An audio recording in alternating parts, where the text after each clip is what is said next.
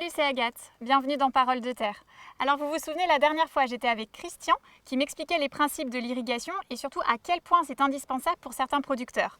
Aujourd'hui, je continue avec Guillaume qui, lui, stocke son eau. C'est parti.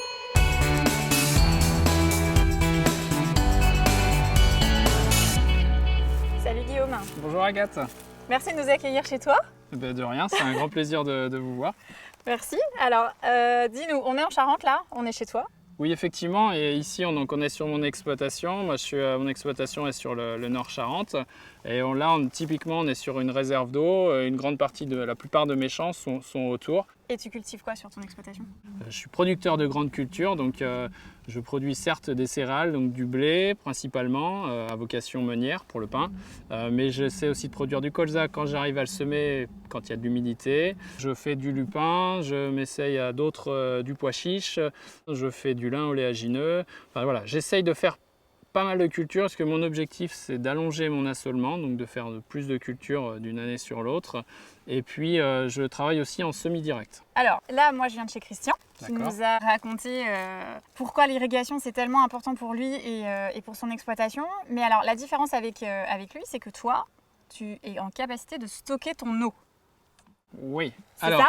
Comment ça se passe? Effectivement, on est sur une réserve d'eau dite bâchée, que certains appellent une bassine.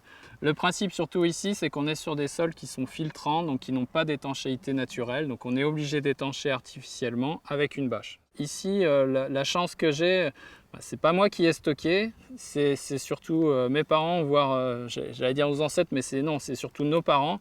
Cette réserve, elle a 20 ans, elle a été construite en 98. Elle est collective, on est 3 agriculteurs à en bénéficier. Et l'intérêt, c'est qu'elle a été réfléchie à l'échelle du bassin, ici sur une petite rivière qui s'appelle le Sonsonnette, qui est un affluent de la Charente. Ça a été pensé à l'échelle globale du bassin, de dire qu'il faut stocker 60% pour respecter l'équilibre du milieu l'été. Donc on a besoin de stocker une partie de nos besoins. Ok, donc si je résume, tu pompes l'eau en hiver pour la stocker ici et l'utiliser en période d'été. Oui, c'est exactement ça.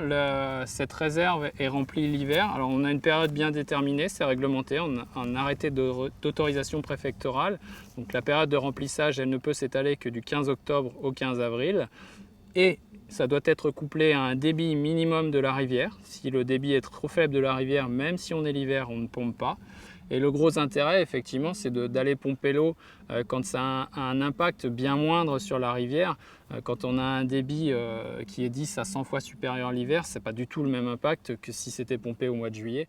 Donc c'est bien ça l'idée, c'est de se donner cette possibilité d'accès à l'eau pour nous et pour les champs, les cultures, et en même temps de ne pas impacter le milieu naturel, de déconnecter ce moment d'usage et de prélèvement, j'ai envie de dire, pour ne pas impacter le milieu dans lequel on est. D'accord.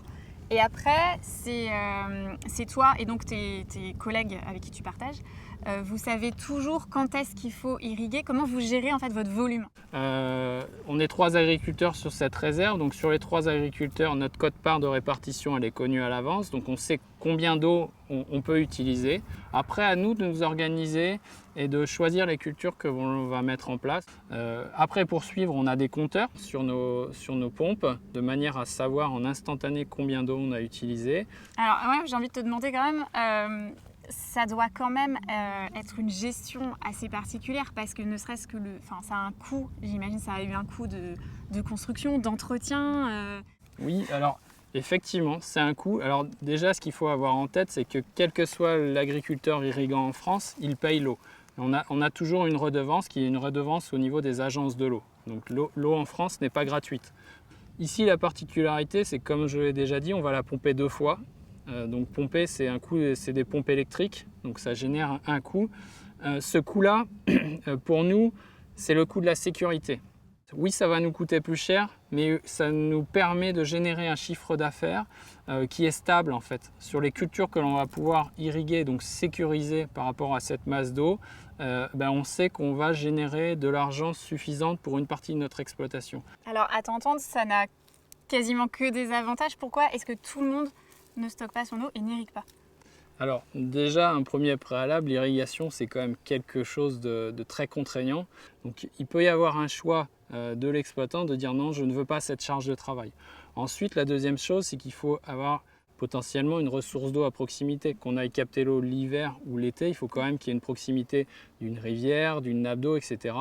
Et le dernier point qui est quand même important, c'est qu'il y a des terrains qui vont mieux tenir l'eau, qui ont une réserve hydrique plus importante. On parle de ressources facilement utilisables pour les plantes, qui est plus importante que d'autres. Ici, on est sur des sols très hétérogènes et plutôt légers. C'est à peu près le cas dans tout le Nord-Charente. Voilà, d'où cette utilité et un peu obligation d'arroser. Bon, et en plus, je trouve ça quand même assez spectaculaire parce que c'est complètement intégré dans le paysage. Quand on était en bas tout à l'heure, on voyait rien. Cette réserve a 20 ans, donc la nature a repris ses droits et effectivement, ça s'intègre assez facilement dans un paysage vallonné. Merci Guillaume. Merci Agathe et au plaisir de te revoir sur le terrain. Merci à tous d'avoir suivi cet épisode de Paroles de Terre. En attendant la suite, abonnez-vous à notre chaîne YouTube Terre Oléo Pro. Mettez des pouces en l'air si l'épisode vous a plu. Là vraiment, je vais y aller. Salut! Agathe, reviens, sécurité!